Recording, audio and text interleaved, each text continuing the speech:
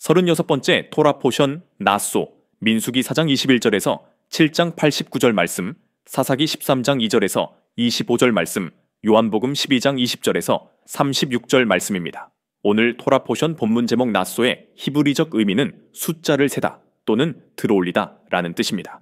민수기 4장의 내용은 레위인 게르손과 메우라리 자손의 직무에 대해 말하고 있습니다.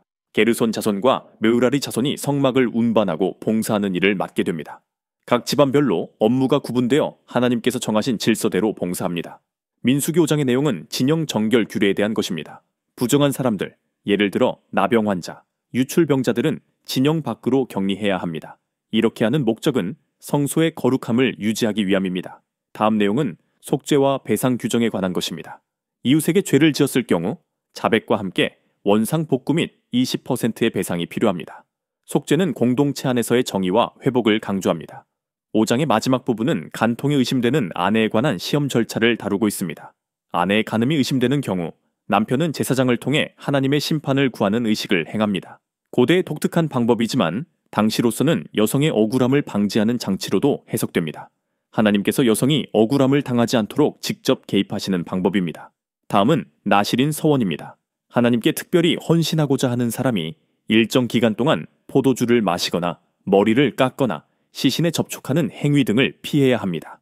삼손, 사무엘, 세례 요한 등이 대표적인 나실인입니다.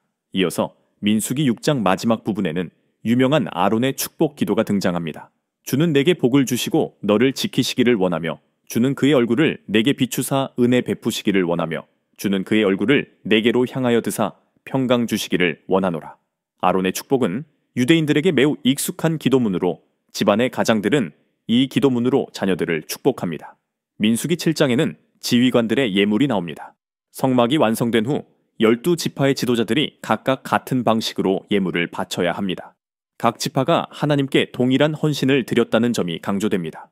이번 토라 포션에서 독특하고 흥미로운 점은 쓴 물을 통해 아내의 간음 여부를 가려내는 것입니다.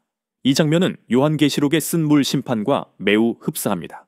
교회의 머리 되시며 신랑 되시는 예슈아를 버리고 우상 숭배를 택한 자들에게 심판이 있음을 알립니다. 우선 민수기에 나오는 내용부터 살펴보겠습니다. 남편이 아내가 간음했을 가능성을 의심하나 증거가 없을 경우 이러한 과정을 거칩니다. 먼저 제사장이 여인을 성소로 데려갑니다. 그리고 성소의 먼지와 거룩한 물을 섞어 쓴 물을 만듭니다. 이 쓴 물을 여인에게 마시게 하여 몸이 썩고 뱃속이 붓는 결과가 나타나면 죄가 있는 것이고 아무 일도 없으면 그녀는 무죄로 간주됩니다. 이 물은 쓴 물, 즉 저주를 일으키는 물이라고 불립니다. 이제 요한계시록을 살펴보겠습니다. 8장 10절에서 11절 말씀입니다. 셋째 천사가 나팔을 불매 횃불같이 타는 큰 별이 하늘에서 떨어져 강들의 3분의 1과 여러 물샘에 떨어지니 이 별 이름은 쑥이라. 물들의 3분의 1이 쑥이 되매 그 물이 쓴물이 되므로 많은 사람이 죽었더라. 민수기는 은밀한 죄에 대한 심판을 다루고 있으며 계시록 8장 역시 은밀한 죄, 즉 우상 숭배에 대한 심판입니다. 심판의 도구는 둘 다 쓴물입니다. 민수기에서는 하나님께서 직접 판결하시는 수단으로 쓴 물을 사용하셨습니다. 계시록에서도 쓴 물은 하나님께서 세상의 불의함과 배도에 대해 내리시는 심판입니다. 성경 전체에서 우상 숭배는 하나님께 대한 영적 간음으로 자주 비유됩니다. 요한계시록 역시 영적 간음, 우상 숭배는 하나님의 심판을 불러오는 주된 이유 중 하나입니다. 그러므로 민수기의 아내에 대한 간음 의심 절차는 계시록의 우상 숭배자에 대한 심판과 연결될 수 있습니다. 히브리어로 쑥은 라나이며 주로 심판, 슬픔, 독의 상징입니다.